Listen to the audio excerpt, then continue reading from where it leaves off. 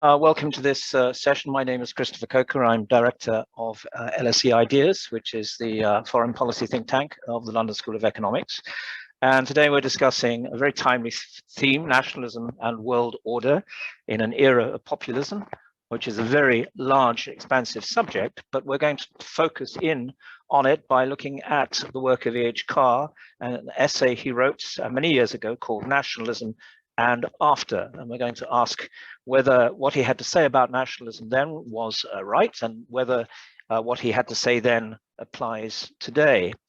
E.H. Carr was a historian, amongst other things, as well as I suppose we call him a political scientist, because he was professor of international relations, but he was not, as Richard Evans likes to tell us, a professional historian. He didn't have a degree in history. He never taught in a history department. He spent 20 years in the Foreign Office, during which time he wrote a book on Dostoevsky, which makes him a little unusual. And then he became professor of international relations for the first time in 1936 and ended his life as a senior research fellow in Cambridge when he died in 1982, aged 90. I had rooms in the same building as him at Trinity College, Cambridge, and I would often come across him wandering the corridors. I can assure you he was not student friendly, but perhaps that was just me. His most famous book is The History of Soviet Russia. It's about 19 volumes. It probably goes largely unread these days, but he's famous for two particular works. So one that I've already alluded to indirectly, What is History? Lectures that he gave in the early 1960s, which are still required reading for historians, but also, and this is why we're here today, an essay on nationalism, to which my esteemed colleague, Michael Cox, has written a lengthy preface and extended essay, which he will be talking to today. Mick is founding director of LSE Ideas. He's an eminent Cold War historian, and he's also a leading historian of ideas. And our two other panelists are equally distinguished. John Breuilly, who's professor of ethnicity and nationalism at also the LSE, a leading historian of 19th century European history, who's written, amongst others, a seminal work on nationalism and the state. And finally, Mary Kaldor, who's Director of Conflict and Civil Society Research Unit, also at LSE. The author of many books, but most recent, I think, is Global Security Cultures. So all of these panelists are eminently qualified to discuss and debate the contribution of E.H. Carr to nationalism, to an understanding of nationalism, but they will obviously widen their scope and refer to any of the questions that you might like to pose about nationalism and its place today. Please post up those questions in the Q&A section, and I will field the questions at the end. I just say, by way of introduction, that Terry Eagleton said of religion, he asked the question, why has God survived into a supposedly faithless age? He was, of course, referring to Western Europe very largely. And one of the reasons, he says, is that atheism is not as easy as it looks. So why has nationalism still such a strong purchase on our imagination? Because I think the alternatives like cosmopolitanism or Europeanism in the context of the EU, it's not as easy as it looks. And that's why populism and nationalism has come back, just as Christian fundamentalists in the United States are such a prominent part of the American political landscape, because the appeal of religion is still extremely strong. But Mick, anyway, enough of these introductory comments and observations. Over to you. Well, thank you, Christopher. First of all, thanks to John Breuilly, who was in the government department for many years. And if I might say so, John took forward what I've always considered to be one of the many great LSE traditions of the study of nationalism and ethnicity within the government department. I certainly hope that the LSE takes the issue of nationalism seriously. It needs to and should.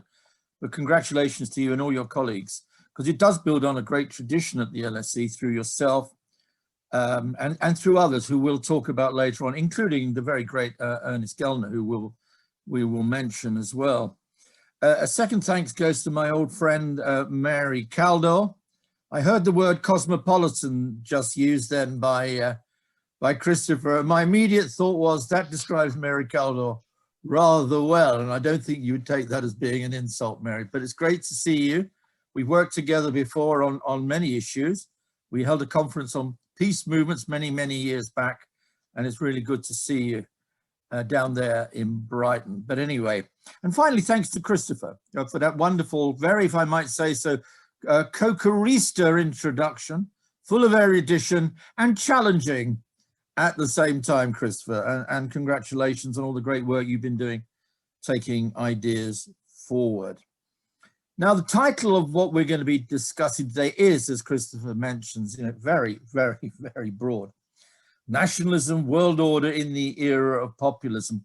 And in part, this is to debate nationalism, the nation state, the viability of one, the nation state, and indeed whether or not there is an alternative to the nation state, or whether or not and why nationalism still remains such a persistent force in world politics in the 21st century.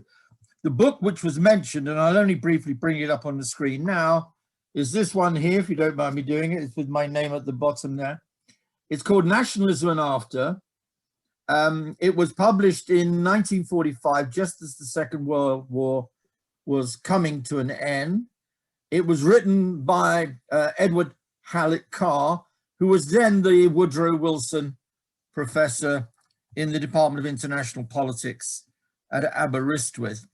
And it was part of a problem, a challenge that Carr was dealing with at the time. Now, I would say straight away that he wasn't the only person thinking and dealing with and trying to come to terms with nationalism at the end of the Second World War or throughout the whole interwar period. He doesn't stand alone as both a writer on nationalism and a critic of the phenomenon as well. There was a vast literature in that whole period, which John knows very well indeed, which dealt with nationalism, both trying to understand it, where did it come from, could you build an international order on the basis of nationalism? And of course, coming out of the Second World War, it's not surprising, if you think about it for the moment, that there was a highly critical attitude towards nationalism, because nationalism was very much associated not with something we today would call populism, but which we called then fascism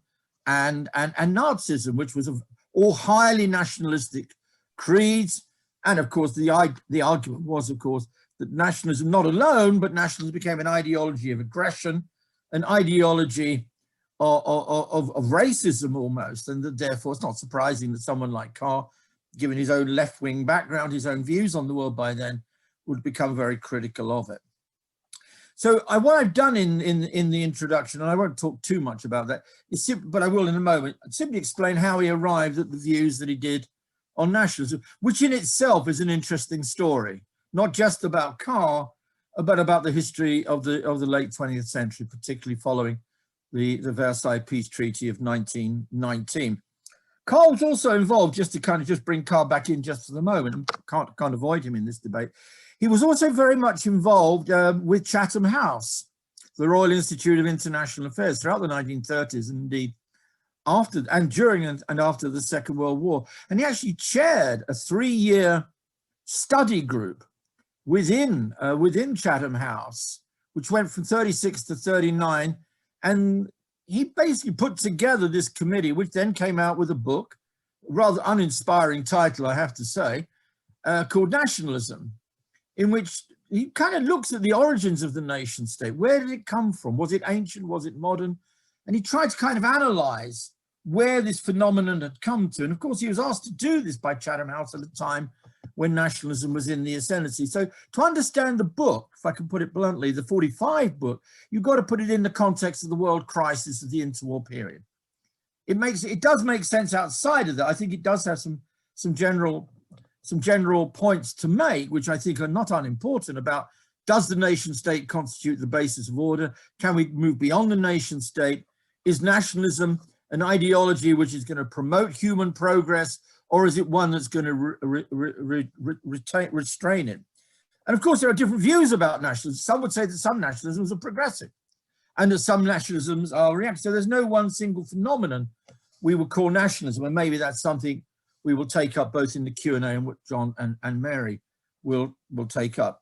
It's a very modern question we've asked about populism today, but if you look back, as John well knows and Mary too through her own work, It's a very, very old problem. Where did the nation state come from? I mean, I can't tell you how many books I've read on this kind of the genealogy of the nation. What was a nation? We are told in the first sentence, we all live in groups.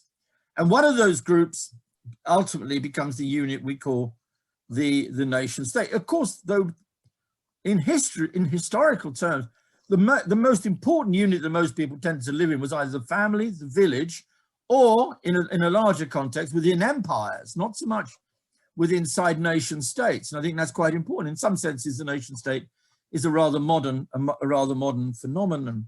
How far back should we look for the origins of the nation state? Some would even argue, and you can read some good material on this, that in essence, the English were the originators of nationalism in their great struggles against France throughout the 14th and 15th century. And that Shakespeare becomes the great English poet of the nation state. There are others who, of course, would argue that the origins of the nation state and modern nationalism, to make that distinction between nationalism and old and new, if that is a useful distinction, it comes with the French Revolution and the attachment of the revolution with the national ideal. But even that doesn't begin to take us halfway there. Throughout the 19th century, you get the emergence of new nation states, whether Italy, whether Germany, the rise of nationalist consciousness. Many years ago, when I was visiting Norway, I learned that the whole language issue inside Norway was bound up with the question of a rediscovery of what was called landmål, the traditional Norwegian language, which had been overridden by both Danish and Swedish. Carr's intersection and interest in nationalism, however, begins, and Christopher mentioned this, it begins really when he's working in the Foreign Office. He joins the Foreign Office in 1916. He does what most young junior clerks in the Foreign Office do. He writes memos. But of course, then comes the end of the First World War. Then comes the Paris peace negotiations. And without going into too much detail, basically the young Carr, and he was very young at this stage, the young Carr is asked to go over to Paris and work with the new states, the creation of the new states. The collapse of the old empires was bringing about the creation of new states, obviously. Now, within those new states, there were, and this is one of the real issues about why Carr was so critical of nationalism, there were very large minorities. In a sense, as the Austro-Hungarian Empire collapsed, as the Russian Empire withdraws and collapses, only to be reconstituted by the Bolsheviks, as Germany partially collapses, at that point, you create these new nations, and these were supported by the great powers, the British, the French, and of course, obviously, Woodrow Wilson, whose slogan of the right of self-determination was one which gave great support to the creation of these new states, Poland, Czechoslovakia, Yugoslavia, and others as well. Some of the smaller states of Central Europe, of course, did very, very badly in this process, especially most obviously Hungary. Some other states did extremely well, namely Romania, who took over most of what was then Transylvania. But Carr was thrust into this position of saying, well, how do we deal with creating viable new nation states, yet at the same time reconcile that with minority rights? And so he literally sat for a year and a half, trying to work with the various nationalists of the time, Polish or Romanian or Czechoslovak or Yugoslav, trying to work out what to do. And it was a long, and I think for him, a very rather bitter experience, because I think he came out of that, and this in a sense is the beginning of his thinking about the nation state and nationalism and why he's so critical of both. He comes out of that really thinking that nationalism is not a foundation for order, particularly in Central Europe. And in some senses, I think that was proven to be right. Now, this is not to deny the right of self-determination for any peoples, but it's one thing, and I think Carr became a huge critic of the notion of an absolute right of self-determination on the grounds that it was very, very fine liberal principle as enunciated by Woodrow Wilson, but whether it laid the foundation for any degree of order in Central Europe or was economically rational in terms of bringing prosperity to that whole region, that was another question. So that's the first part of the story. The second part of the story really runs through the 1930s as Carr begins to think about a new international order and how to construct a new international order. And he brings out a series of books. He's already arrived in 1936, as Christopher mentioned, to take up the Woodrow Wilson professorship. He writes 7 books altogether while he's at Aberystwyth between 1936 and 1947. The 3 most important by far, one, the most famous, which we use in international relations all the time now, and to which I've also written an introduction, seems to be my role in life, writing introductions for E.H. Carr, was The 20 Years Crisis, which was published in 1939. In 1942, he brings out another book, a very popular book at the time, although again, very much unread today, called Conditions of Peace. And in 1945, he then brings out the book I showed on the screen earlier on, Nationalism and After. And in that, what he's really trying to do is 2 or 3 things. One is work out what the origins of the crisis is, which has brought us from the high hopes of Versailles in 1919 to the beginning of a new world war in 1939. What causes this crisis? Now, he doesn't say it's all down to nationalism. He obviously recognizes the crisis of capitalism in the interwar period, the rise of fascism in Italy, Nazism in Germany. That can't all be ascribed to an ideology called nationalism. However, the way in which the world is going in the interwar period is towards disintegration, not towards integration. It's moving away from what we might now today call globalization towards national autarky, towards national self-sufficiency, and then ultimately war. And he sees this really as something to which one has to find a practical answer. Otherwise, after the next war, the Second World War, when it finally comes in 39, we're going to be back in the same place. So he's very much a problem-solving writer on this as well. His answer, to be perfectly honest, is one that I think is quite challenging and not one that everybody has accepted. I know a number of writers, Christopher, who are great admirers of Carr on the 20 Years Crisis, particularly his emphasis on power, competition, his hard-nosed realism. Many American realist friends of mine, and I have quite a few, I think, regard Carr really as a wonderful writer, but they think that his writing on nationalism kind of loses the plot almost, because what he's proposing, or seems to be proposing, is a new international order, an order that begins to transcend the nation state and move beyond nationalism itself. So one of his admirers, I won't mention his name, he's an old friend of mine, said that one of Carr's worst books, and you mentioned the Soviet history, which hardly anybody reads today, Christopher, but he actually says he thinks it's one of his worst books is Nationalism and After, because he simply got nationalism wrong. Far from the nation state disappearing or nationalism withering away, nation states actually became more prolific after World War II, and nationalism, of course, got a new head of steam in what we later came to call the Third World. So it's a very contentious book. You could almost call it a very utopian book in some ways. And this is one of the reasons, a challenging critical book as well, which is one of the reasons why many of his realist admirers, who admire him for all sorts of other things, have never been quite persuaded of his views either on the nation state and nationalism. What does he actually say about the nation state? He certainly recognizes the depth of feeling that creates nations. He's not unaware of that.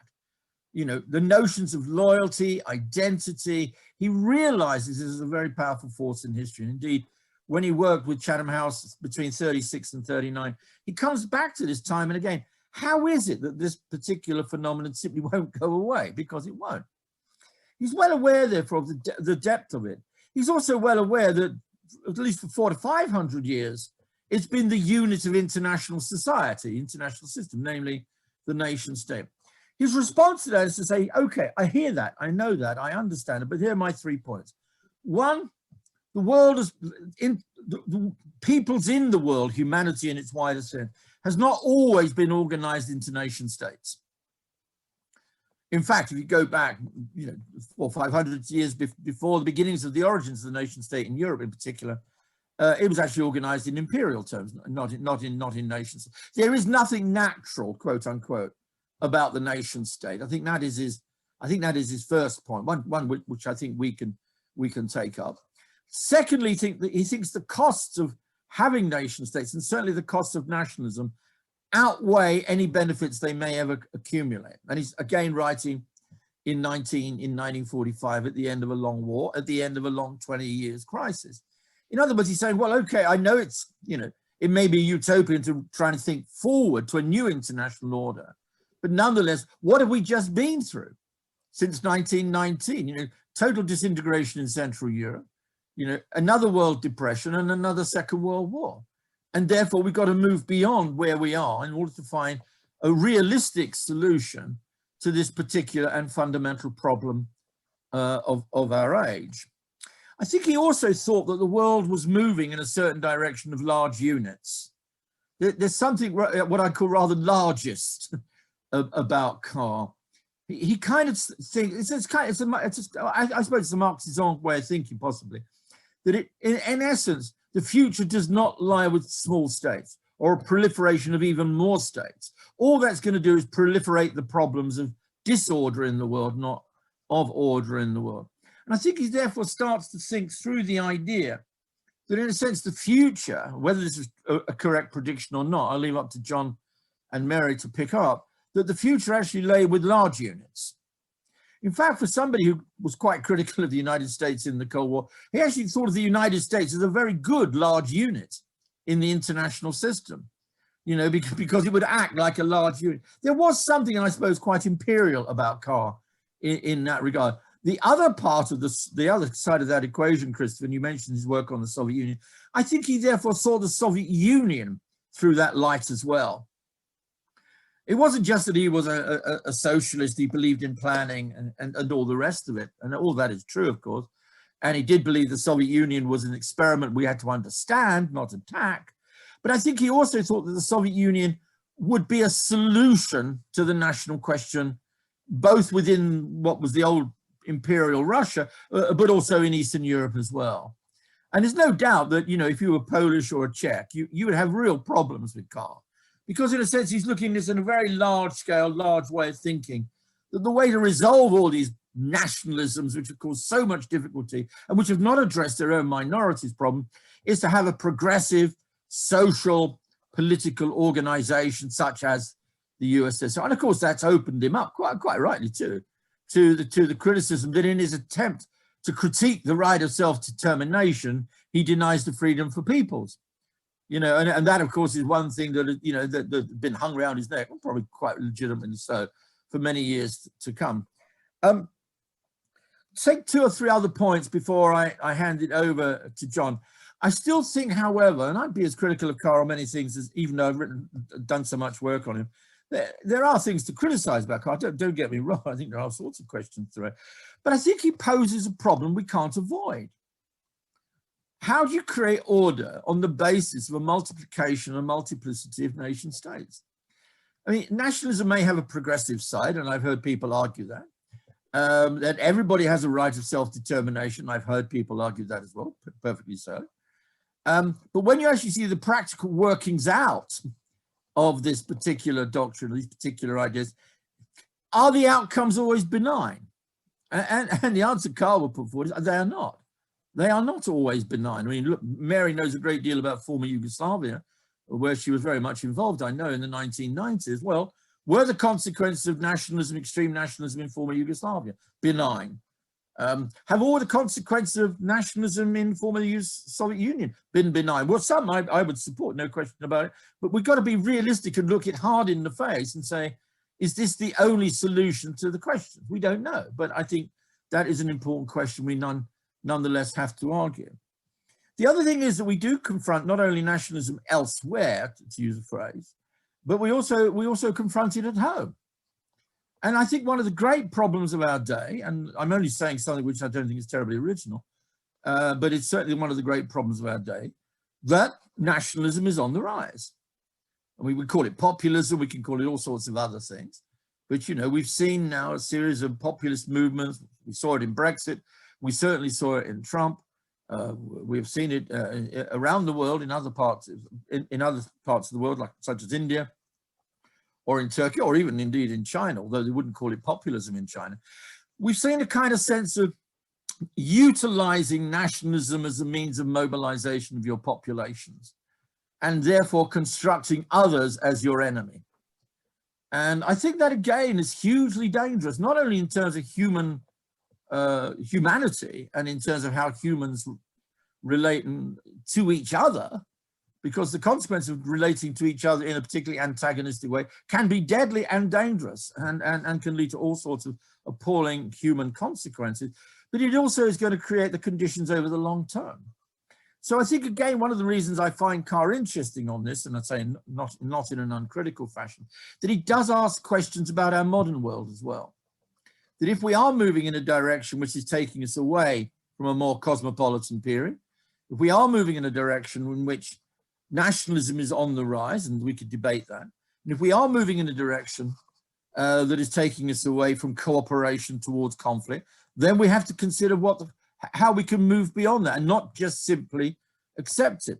I'd say one final point, of course, because this may be a very British point, of course, a whole debate about the European Union. One of the interesting larger units, by the way, that Carr was very enthusiastic about, and it wasn't just the Soviet Union, was what we would now call the European Union. In the Conditions of Peace, he's got actually a fantastically good chapter, by the way, on the future of Europe. And he sees the future of Europe through cooperation. Not through maintaining the nation state in the traditional form it had assumed in the interwar period. He calls upon France and Germany and the smaller countries around them to cooperate, to create functional cooperation, very much like David Matrani was proposing at the time as well.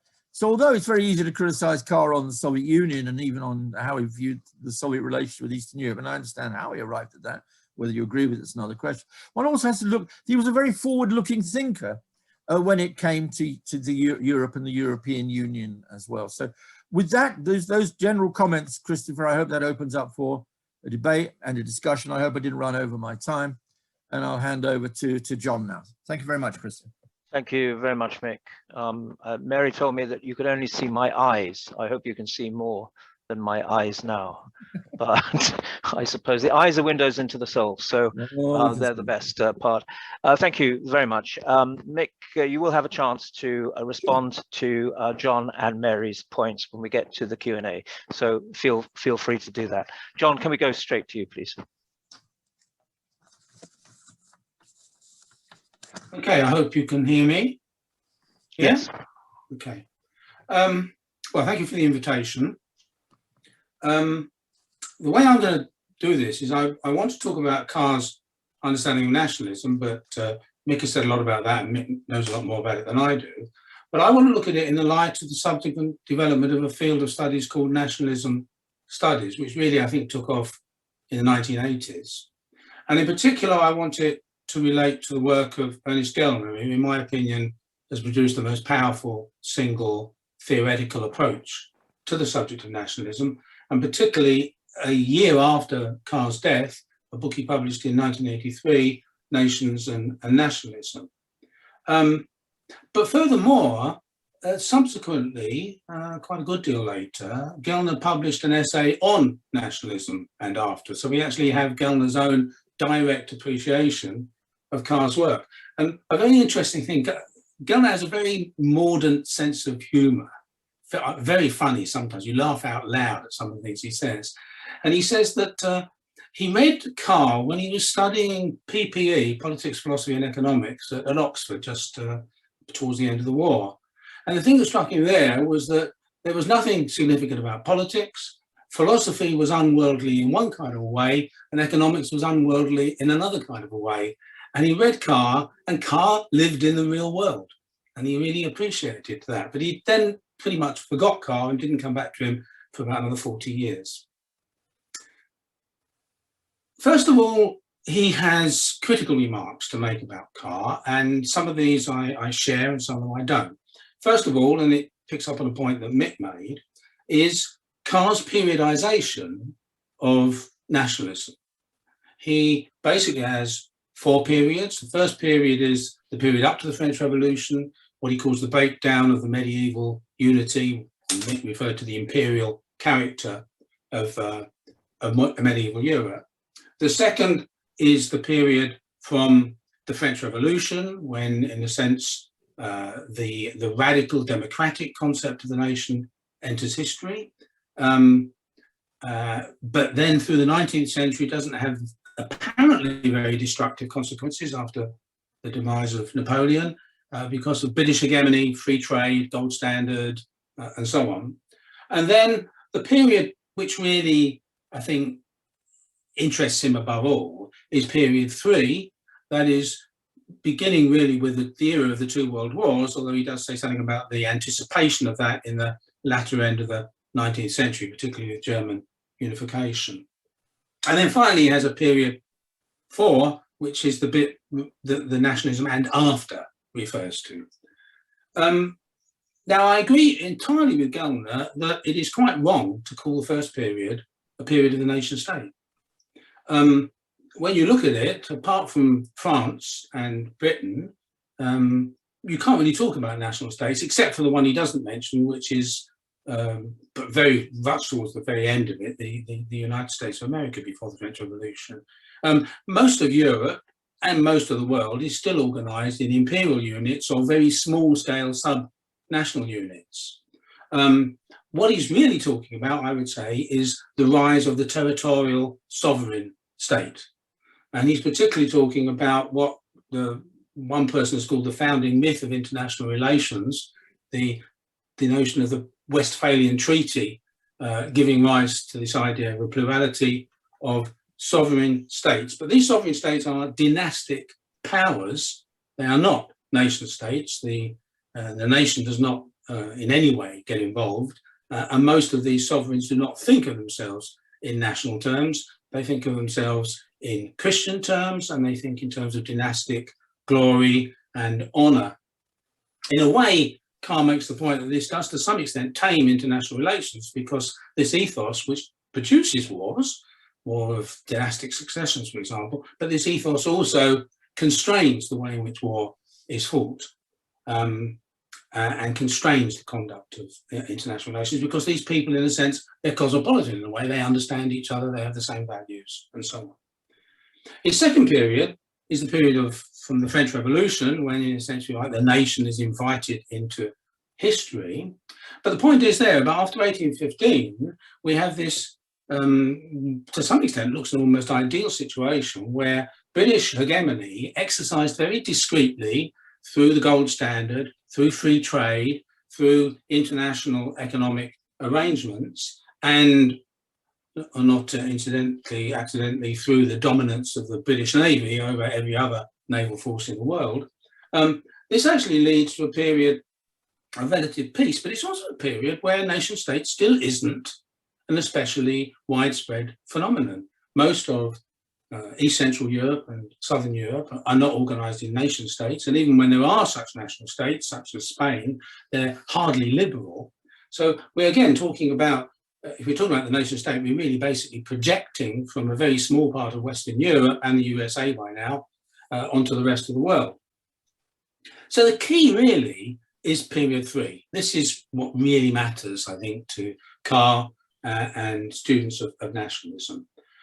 Period 3 sees the undermining of British hegemony. This begins already in the late 19th century, and it begins particularly with German unification.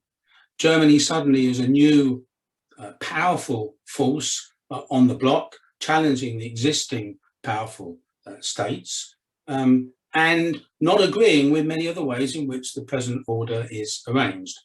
For example, free trade arrangements, introducing economic protectionism, seeking to find its own colonies as it feels it's been left out, and so on. And this beginning of the unraveling of this era of the British hegemony comes to a climax with the 2 world wars. Period 3 for Carr also sees the economic development, which produces the entry of the masses into politics. States now are based on popular participation. This compels states to give priority to domestic, popular economic interests. This basically undermines the notion of international free trade and liberal constitutionalism. The nation state now, and increasingly we can talk about the nation state, must align itself with national popular interests. Nationalism and nation state come together. This convergence produces illiberal nationalism, and this climaxes with the world wars. And the outcome, particularly strongly with the outcome of the Versailles Treaty of 1919, is an international order of many sovereign states, many of them small, many of them lacking in power, but nevertheless very concerned to assert themselves, and the dominance, therefore, of nationalism. And this, of course, leads to these two massive destructive wars. And therefore, the question is, how do we stop this happening again? I mean, how were we so unable to construct anything after the First World War, such that within 20 years, there was a second and even greater World War? Now, this is where Gilmer, I think I bring in Gilmer in. There are two key differences in Gilmer's approach to these subjects than Carr's. One is conceptual and the other is geographical. The conceptual is that Gilmer asks the question specifically, why is the group that is so important the nation, a cultural group, possibly seen in terms of language or history or whatever? Why is that the case? It seems to me Carr doesn't actually pose that question. Carr simply assumes that once the masses enter history within the context of a territorial state, they in a sense will become nationalist. And to some extent, the emotionality, mass irrationality will start to affect politics. Gilmer wants a much more specific answer to this question. And he finds it, and I won't begin to try and go into it because it's I think basically he is one of these one idea man, but one idea pursued brilliantly and across a wide range of disciplines. It's about the nature of modernity. The masses enter history through industrialism. His focus is not on democracy, but on industrialism. And industrialism requires standardized mass cultures. Literacy, for example, is crucial. That requires a standard language. And it is attachment to that national culture which is the key to understanding nationalism. These cultures become the bearers of nationality and nationalism, at least in the existing nation states. Carr, it seems to me, jumps from mass politics to nationalism without exploring this specific cultural dimension. It's not a criticism, because I think Gilmer's book is an almost absolutely original book. The one really original text, and Carr does refer to it, is Otto Bauer and Karl Renner on nationality in the Habsburg Empire. That's a different matter. But Gilmer also moves from Western to East Central Europe. In fact, I would argue that Gilmer has two theories of nationalism and two kinds of nationalism. The first is the one based on the popular nationalism of the standardized cultures of industrial Western European nation states and the USA. But the second is the elite nationalism of the backward multinational states of East Central and Southern Europe. Now, Carr also knows that the nationalism in East Central Europe is absolutely crucial. We know, for example, this is where, geographically, both world wars originate. The assassination of Franz Ferdinand by a Serb nationalist in 1914, and the disputes between Germany and its new successor state neighbours, Czechoslovakia, Poland, and the like, in East Central Europe. But it seems to me he cannot explain nationalism, and neither can Gilmer, in terms of industrial society and democratic politics. These are not mass political systems. They are not democratic. They are highly authoritarian. And certainly before the World Wars, they don't involve mass involvement. In fact, there's a new branch of studies in nationalism studies called national indifference, which is exploring just how little people in this part of the world thought in terms of nationality. Now, Gilmer sees this nationalism as a reaction to the first kind of nationalism. It's a resentment by elites of precisely the more advanced economies. So we already have two big differences, and we have two different kinds of nationalism now complicating the matter. Another thing I would suggest, and this is a criticism of both Carr and Gilmer, they don't actually consider the causal role of war itself, particularly the First and Second World Wars. There's something unique about those wars, which is the convergence of mass participation, conscription, mass armies, which really became significant from Napoleon onwards, with new technologies, new destructive technologies. One thinks, for example, of aerial power, but also communications, the industrialization of warfare. Before mid-19th century, this technology was lacking. After 1945, the technology made mass participation increasingly less important. Nuclear deterrent, nuclear weapons, intercontinental missiles and the like, the desire of the military to be more professional than a mass conscript army. And it seems to me that in many ways, the masses enter history, for example, in parts of East Central Europe, say in Serbia, through mass participation in the wars. So that's a factor that could be an independent factor in explaining nationalism, particularly in these areas with elite nationalism. Again, I think Gilmer and Carr largely agree on the post-1945 period. The factors destabilizing the international order in Carr's period 3 were, well, to sum it up very simply, 3 factors: too many sovereign states, many of them small and not very powerful, economic inequality and resentment, and nationalism. Now we have the rival multilateral alliances dominated by the USA and the Soviet Union, plus economic growth, which moderates nationalism. And Gilmer goes on to argue that providing that continues, nationalism will continue to exist, but it won't exist as a destructive force because it won't be placed within this anarchic multi-state system or deep economic resentment. However, these factors, and Mick makes it clear in his introduction, seem to return with the end of the Cold War. There's also a specific issue that I want to mention that Mick writes about but didn't mention in his remarks, which is the problem of shifting relationships of powerful states to one another. That just as Carr was addressing the question of Germany, how did you accommodate Germany's rise again after the First World War? How do you accommodate, for example, the rise of China within the present international order? How do you accommodate it peacefully, at least? Leaving aside, obviously there's huge differences between Carr's period 3 and the present, let's call it period 5. But just to focus on these 3 factors, how do we understand them and their combination? Because again, I think there's a question of just how these 3 factors are understood in Carr's work or anybody's work. Is the real problem a multipolar system of sovereign states with unequal amounts of power? In a way, to come back to Carr in Versailles, it seems to me it was impossible to avoid the multiplication of states. The Central Powers had been defeated. The Ottoman Empire, the Habsburg Empire were finished.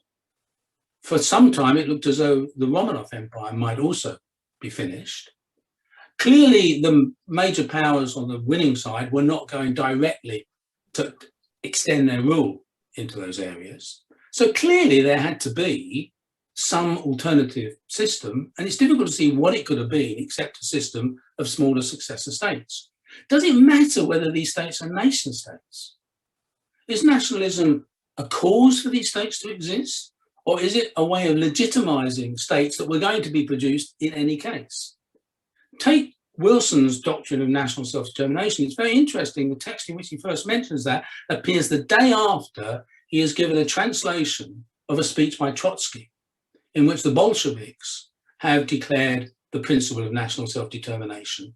In many ways, Wilson was almost forced into this policy by the fear that it was going to be the Bolsheviks who came to dominate the success of the post-First World War European map. He used the term national self-determination, and his Secretary of State, Robert Lansing, was appalled that he used it. But actually, he didn't use it for a lot of time after that. He started using other terms like with the consent of the people and so on. But in the end, we were going to have a Poland, we were going to have a Czech or a Slovak, we're going to have something like what we got.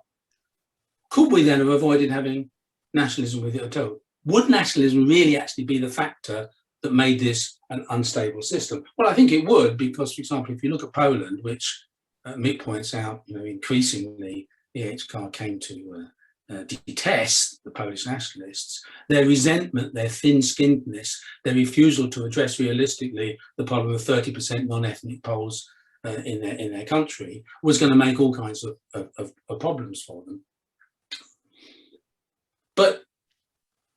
And the third, the second factor is nationalism. The third factor is economic inequality. It's interesting that Carr really starts to write about these issues, not in the 1920s, but with the onset of the Great Depression. It's in the 1930s. In other words, these issues on their own are not enough to be destructive. What is destructive is the economic resentments and inequalities that are produced. Now, it seems to me where Gilmer talked about Carr living in the real world is the way Carr so concisely and lucidly addresses these problems and the kinds of ideas. Mick mentioned some of them, for example, functional cooperation between European states, alliance between the USA, the Soviet Union, and Great Britain. Great Britain having to come to terms with its decline as a major power, the USA having to come to terms with the rise of the Soviet Union as a major power. If one had what Carr then suggested, economic planning and a focus on social justice, above all full employment, this actually would also address the issue of resentment. The functional units would address the issue of international anarchy. There would still be many states, but they would only be sovereign in a much more moderate, diluted form than the kind of sovereignty, autonomy they enjoyed in the interwar period. And aggressive nationalism, if, as Carr's analysis implies, this is mainly a function of economic inequality and resentment, then multilateral economic planning might reduce its significance. However, and this is where Gilmer comes back in again, if one thought that there were independent cultural and social factors which explained nationalism, concerned with prestige and status, independent of political power or economic standing, then this would not be enough. And in fact, it's interesting that some of the current debates between political scientists about populism is to what extent populism is rooted in economic problems, or to what extent there are quite independent cultural factors. One thinks, for example, of white nationalism in the United States of America, of the way in which Brexit could cultivate the resentment of immigrants. People would argue, I think, that these were fairly irrational concerns. They had very little to do with any objective economic interests. So that, again, if one adds Gellner's cultural understanding to Carr's political understanding of nationalism, then the problems can become much more difficult. But still, Carr, supplemented, I think, by the kinds of insights into nationalism that later scholars like Gilmer introduced, and taking into account novel features of period 5, for example, non-state terrorism, which was something that Carr never had to address, interactive social media, which he never had to address, post-industrial economic development, which he never had to address. So a lot of extra complications. But if we brought with it Carr's spirit of practical engagement and his focus on the issue of a multipolar state sovereign system, nationalism, and economic inequality, I think we can get some inspiration from him from practical ways of trying to understand and cope with our present very large difficulties. Thank you. Thank you very much, John. We'll go straight on to Mary. I know you're a great fan of Ernest Gilmer as well as E.H. Carr, but over to you, Mary. Can you speak, Mary? Can you unmute?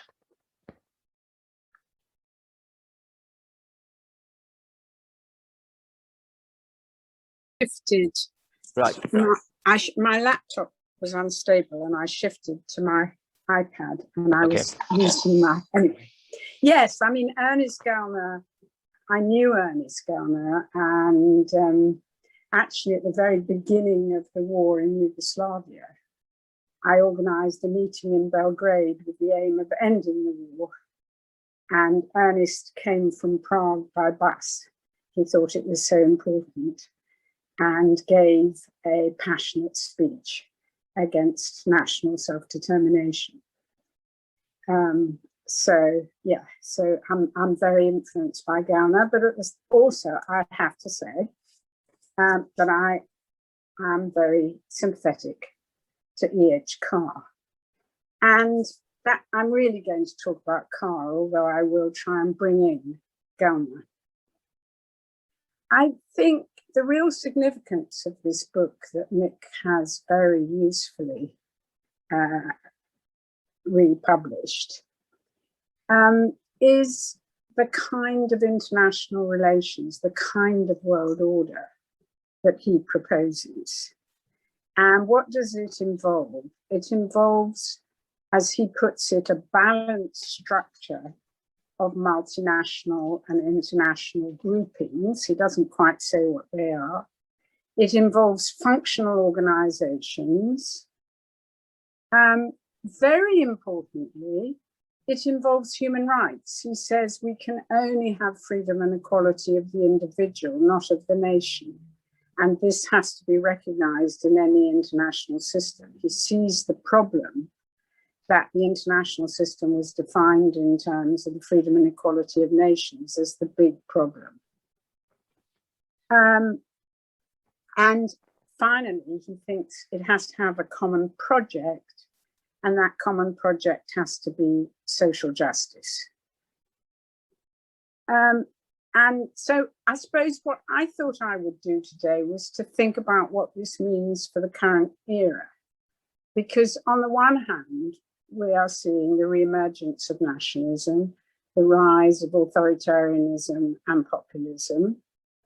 But on the other hand, I think the COVID pandemic, the beginnings of climate change, actually means that this could be a big moment of transformation. It's a moment when we actually need to have much greater global cooperation.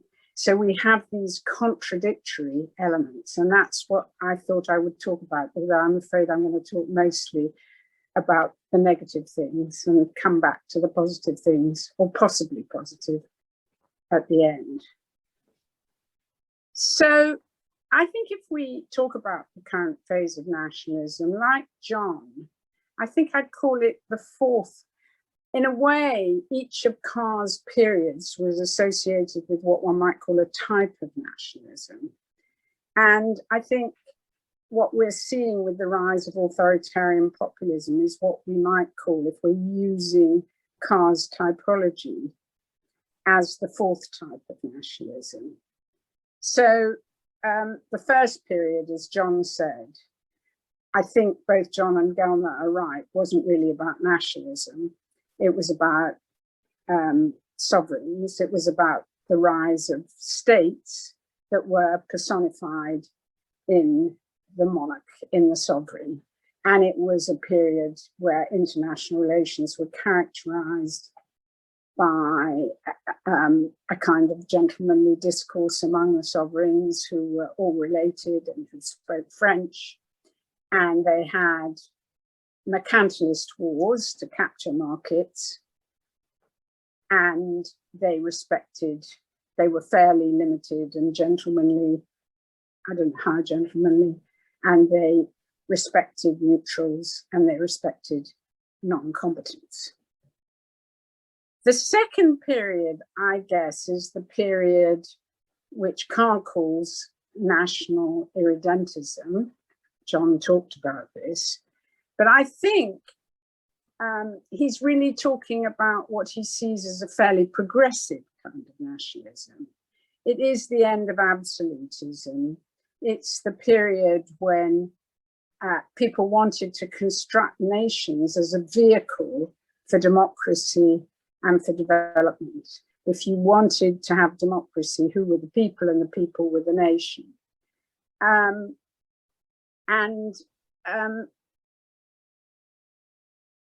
I think although it was, and of course, what Carr says is this was very much linked to the middle classes. It was bourgeois nationalism. And the corollary of that, of course, is that although most people regard that type of nationalism as relatively progressive, it was, of course, both exclusivist and violent. It was exclusivist in that it excluded women.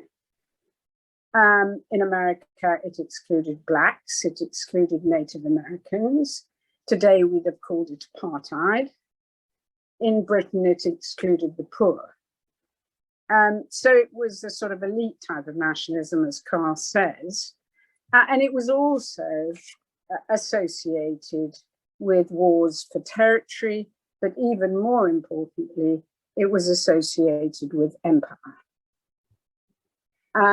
Gosh, I've made it so dark, I can hardly see what I'm saying.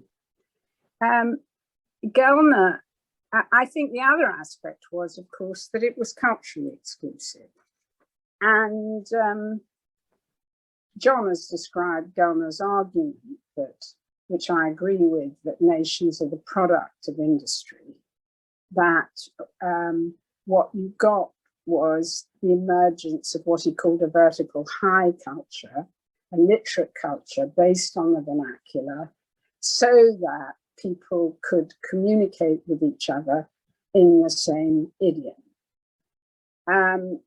And of course, this was a culture that eradicated, it was forcibly assimilationist, and it eradicated many other languages and dialects. I think also what's very important is that it wasn't just industry, it was also, as Anderson tells us, it was print technology. It was the fact that you could print in the vernacular. And Anderson tells us that it was novels and newspapers in the vernacular that enabled people to imagine themselves as a nation. I think most importantly is the link to war. I think even this early, nationalism was really rather militaristic. I've followed some of the peace congresses of the mid-19th century where all the nationalists came, but some of the peace activists were really furious about the inclusion of Garibaldi, who they regarded as a militarist. But I think what was important about war is that war is what gave nationalism its ability to arouse passion. It's interesting, I mean, to talk about Gilmer again, Gilmer says that Marxism was only the dominant ideology in the Soviet Union as long as there was violence. Violence gave Marxism a sort of sanctity.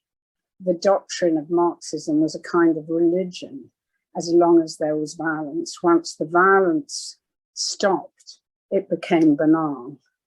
And I think that's also true of nationalism, that nationalism was constructed, it was spread in wars. That was when the idea of the nation really took hold. So then finally, there is the third period that John's also talked about, what Carr sees as the totalitarian socialized nationalism of the 20th century. And as John said, it's the consequence of the involvement of the whole population. Again, I wonder if this is nationalism actually, because it was associated with the rise of empires and of blocs. It was also associated with utopian ideas like fascism, communism, and I would add imperialism. So if this is roughly what his three, and of course it was associated very much with the world wars, the whole totalitarian conception was a wartime conception. It was a notion of permanent war, as Orwell vividly describes in 1984. So what is 21st century nationalism? Is that, I mean, John was saying it was a fifth period. I think I'll call it a fourth period.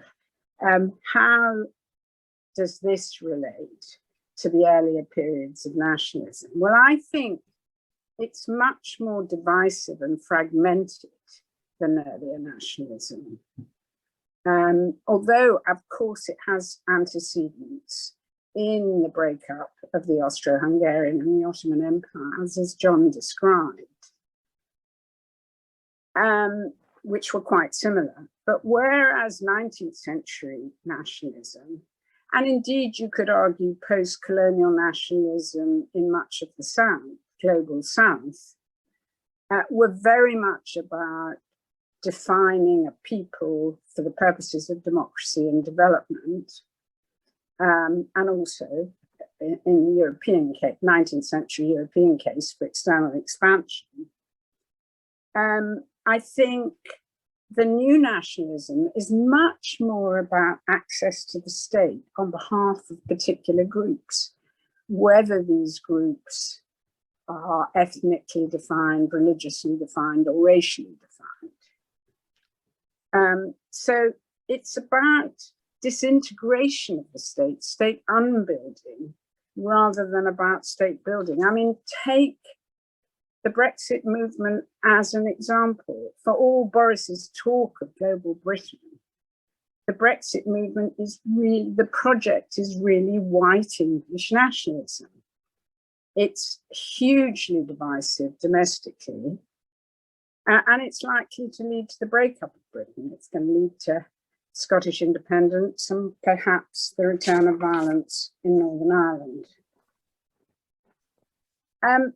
So if we say that this new nationalism is much more about domestic division than it is about, I don't know, big external expansion, what has brought it about? Well, I think one factor which Carr emphasised and which I agree with is that I do think the nationalism comes in waves, and these waves and the emergence of destructive forms of nationalism is very much associated, as Mick said in his introduction, is associated with social and economic crisis. It was laissez-faire doctrines that really produced the nationalism of the 20th century. And I think you can equally argue that this new nationalism is the outcome of 4 decades of neoliberalism. The other issue is that I do think the new nationalism is also associated with war, but again, a different kind of war, not the big totalizing wars that the third period was associated with, but what I call new wars, or what the Russians call non-linear wars. These are wars that are disintegrative. They involve the disassembly of the state. They're wars that are fragmented. They're wars that are also transnational, and they're wars that are protracted. Now, one other factor that I want to bring in about the nature of the new type of nationalism, and this relates to Gilmer. So Gilmer said, as we've already talked about, that the culture, that the 19th and 20th century nationalism was very much linked to industrialization. I think the new nationalism has to be understood as linked to post-industrialization. I think it's linked, I think today, industry has increasingly been supplanted in the global economy by finance and services. And whereas industry is very much linked to territory, it's physically located. finance and services are both very global and very localized. And that has to be combined with the rise of digital communications replacing print technology, which allows for the spread of new horizontal, transnational virtual communities. So on the one hand, of course, it does give rise to, if you like, cosmopolitan communities, the communities of what Gilmer called the consumerist unbelievers, the communities that are very much associated with the spread of the global market, the people who meet at Davos. It also has given rise to a global human rights community with all the big international NGOs and the raising of issues from Hong Kong to Xinjiang and Ukraine or whatever, Yemen, Syria. But it's also given rise to what we might call nationalist virtual communities, Islamism, fundamentalist Christians, all of these new authoritarian populists, Bolsonaro, Trump, Orban, are part of a sort of transnational populist authoritarianism. So all of that creates a very new kind of nationalism that's associated with new types of wars that are very, very difficult to end and that's very destructive.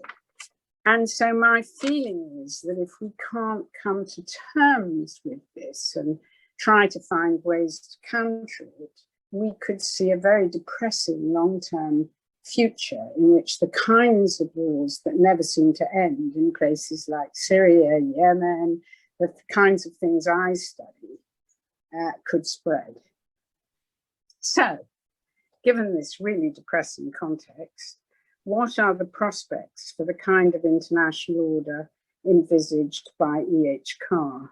Well, I want to first of all draw attention to two developments that relate to Carr's original ideas. First of all, the sort of functionalism envisaged by Carr has hugely increased. We are all now deeply connected to a very thick global regulatory framework. We have more and more rules relating to trade, relating to investment, relating to money, relating to the environment, and we have more and more organizations designed to guarantee those rules.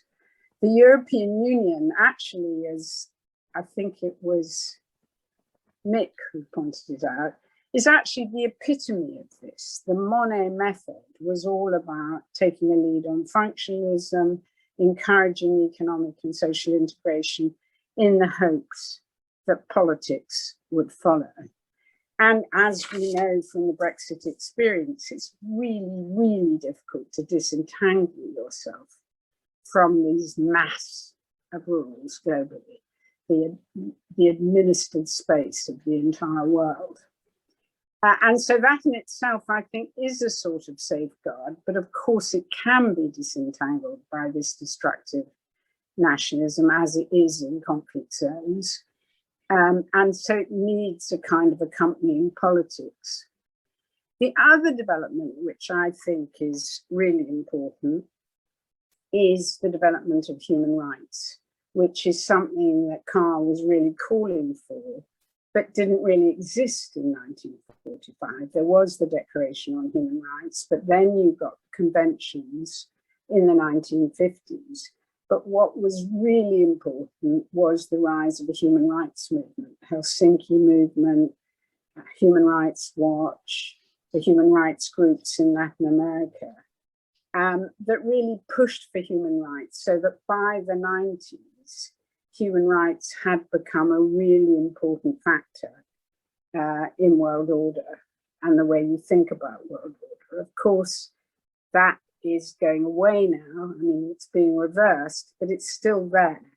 And I think what also is very important, and this is linked to digitalization, is the sense of global consciousness, the sense that we live in a single, quite small planet, and it's all we have. That events that have taken place historically, like the Holocaust, like Hiroshima, as Robertson says, are global events. They're enshrined in global memory. And we do have global movements. I mean, we have Black Lives Matter, we have Extinction Rebellion, we have the social forums. So these are all counter trends that exist to the rise of authoritarian populism. So, you know, the question really arises then, could this COVID moment make some of this come true? I mean, what we do know is that we're never going to be able to eliminate the pandemic unless we act globally, unless we vaccinate everybody. In conflict zones, for example, COVID is transmitted very rapidly because there's hardly any healthcare facilities, and because there are crowded places like refugee camps and prisons where COVID transmits very fast. And until you can create some peace and vaccinate those areas, there's always going to be the risk of a vaccine-resistant variant developing there. So actually, you know, we've started talking about it. There was a brief moment when it looked like we might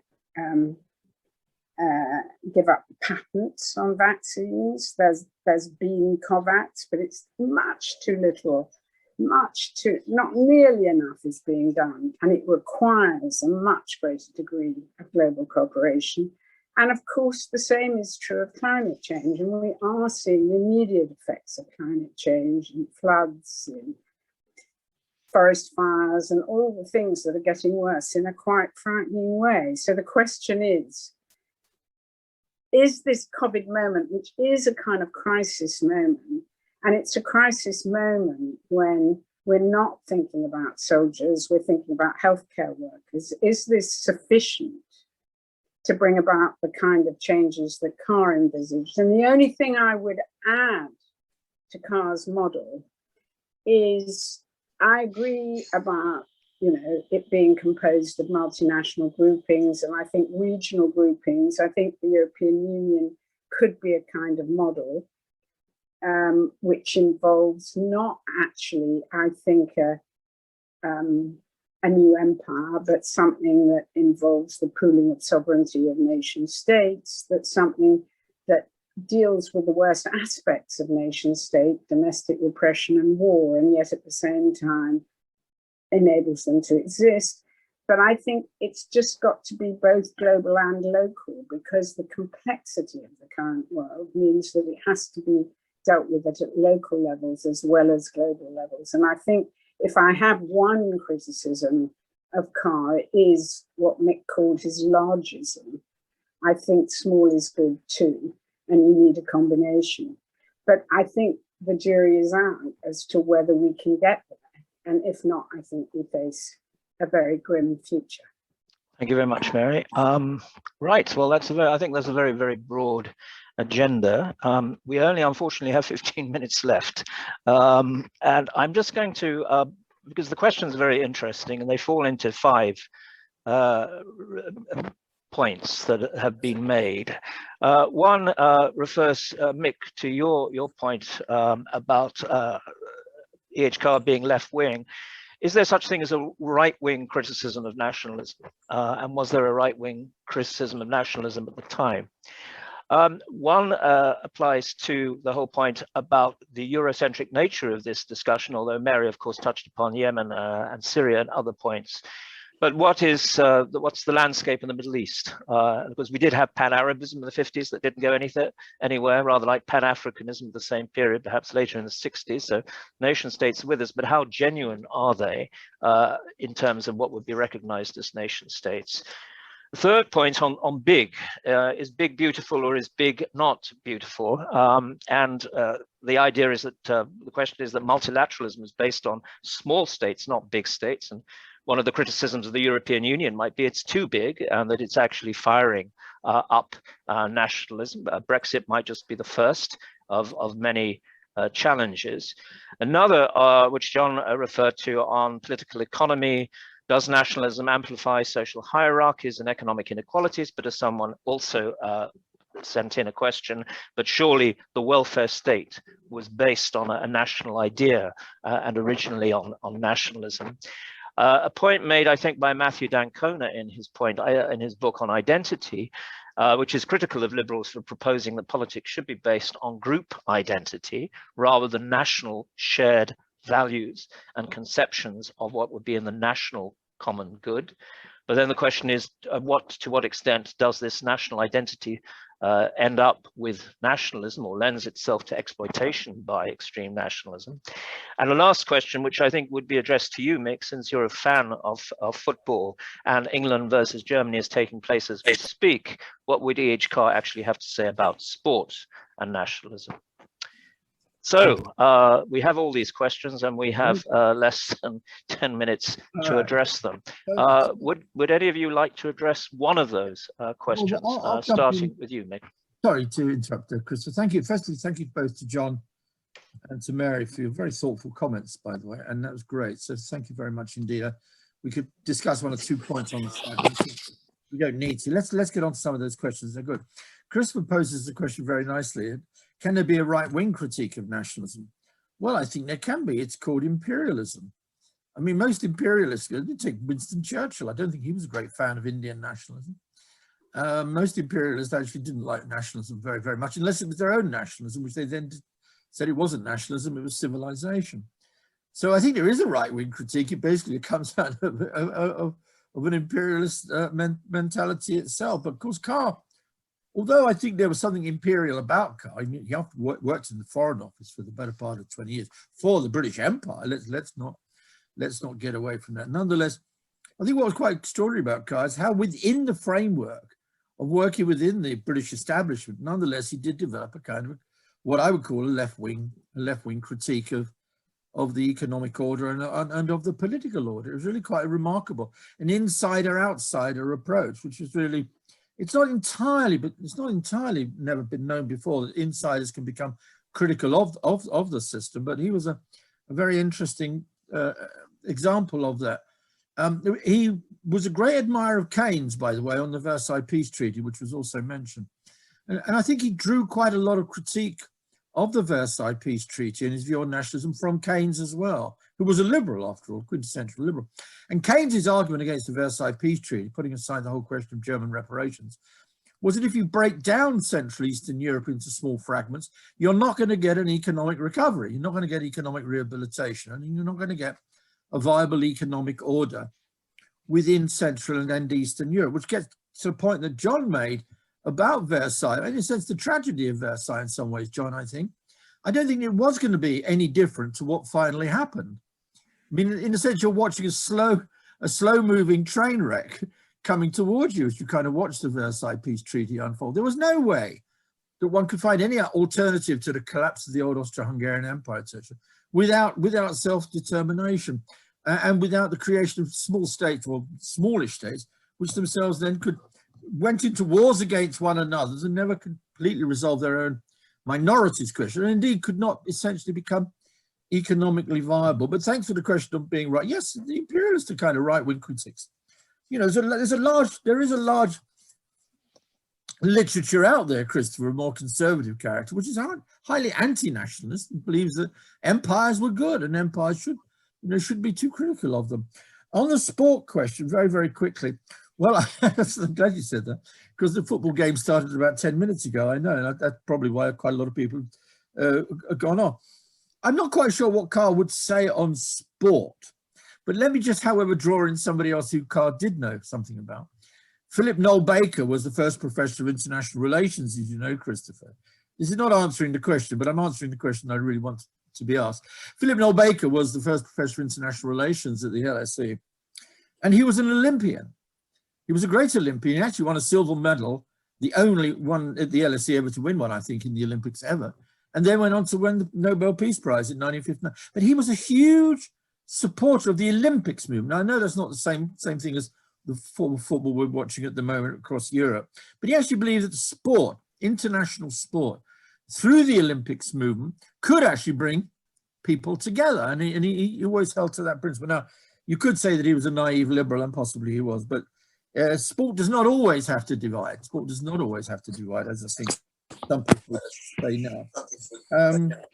On nationalism, quickly on political economy, yeah.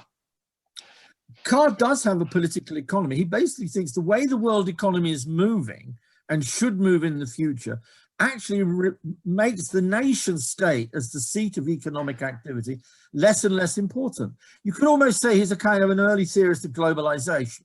The globalization, the growth of interconnectivity in the 19th century we would call free trade, that the nation state in a sense becomes a blockage and an obstacle to the development of what he would believe would be a viable international division of labor. And what you needed to do was to bring political space or the political unit into conformity with the growing economic trends of the 20th century.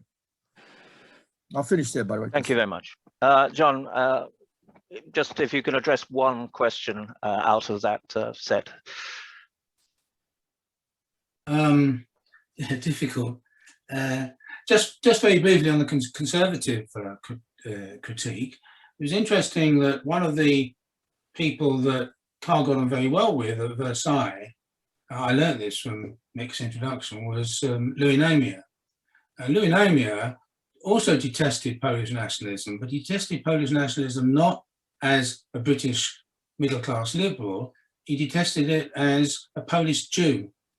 In other words, and he went on to actually extol, his work as a British historian, extol the British conservative establishment rooted in the land, rooted in hierarchy, and so on. And another great conservative figure was the Elo Kaduri, who in many ways wrote one of the first pioneering modern studies of nationalism, but also wrote something called on the Chatham House version, which actually is, in a sense, was praising the British Empire, a man who had lived as a subordinate, a subject within it, finding something to praise and being concerned about the anarchy that would follow. I would say that the way in which the nation state was generalized to the world was very different. I mean, I suppose the historian I'm particularizing, the post-45 legitimation of states was not the ethno-linguistic legitimation post-Versailles. It was basically people, in many ways, diplomats were reacting against Versailles, and they were saying, order is absolutely essential. Let's go with the units that the imperial governments themselves had established. And it is amazing, if you look at a map of Africa, the borders are pretty much the borders of the colonial units, to some extent modified. That in a way, you know, this ensures political continuity, and we try to fit new elites in.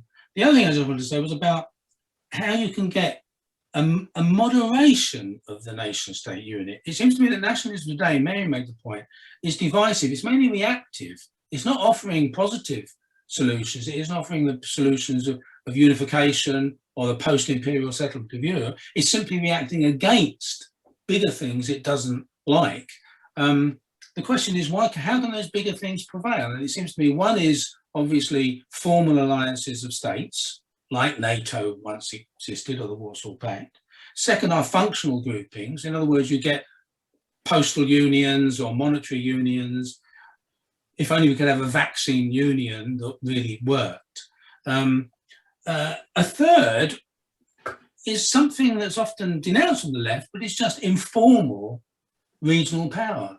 Alan Milward once made the interesting point that Hitler didn't need to go to war to dominate Czechoslovakia and Poland and the like. Already through economic agreements, the resurgent German economy was dominating these places, and a nationalist would be appalled because by going for racial expansion, he's actually undermining the very nation state that German nationalists supported. So again, informal links, the way China might basically shape informally its neighbours. The way the USA shapes, often badly, its South American neighbours. And then finally, of course, there is this problem about time zone, time constraints. What a short-term interest versus a long-term interest. The problem that Mary draws attention to, vaccine, climate change. In the short term, there are strong reasons to do nothing. In the long term, this is absolutely fatal. What needs to be pressed, I think, is the case for making that long term through functional units, through formal alliances, and through regional spheres of influence, to make that longer term perspective take priority over the short term perspective. Thanks very much. Mary, you have 4 minutes. Okay, well, let me just very briefly answer 2 questions. I mean, one is the sports question. I agree with Nick that in general, sports are good, and I agree with Philip Noel Baker. And the Olympics were originally invented by the Greeks as a way of bringing people together.